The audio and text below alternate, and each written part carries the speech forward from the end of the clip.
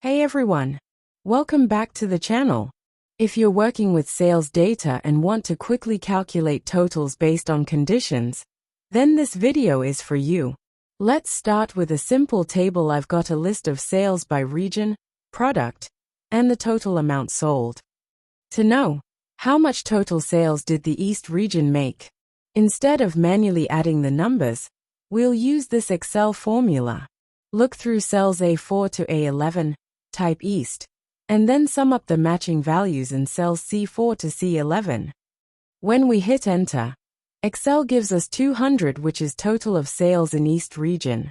Now we can repeat the formula to find out the total sales of grapes. Go through cells B4 to B11, then type grapes. Then select the cells C4 to C11 to sum up the matching values for grapes.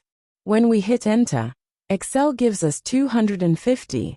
If you find out this video is helpful, don't forget to hit the like and subscribe for more video. Thanks for watching.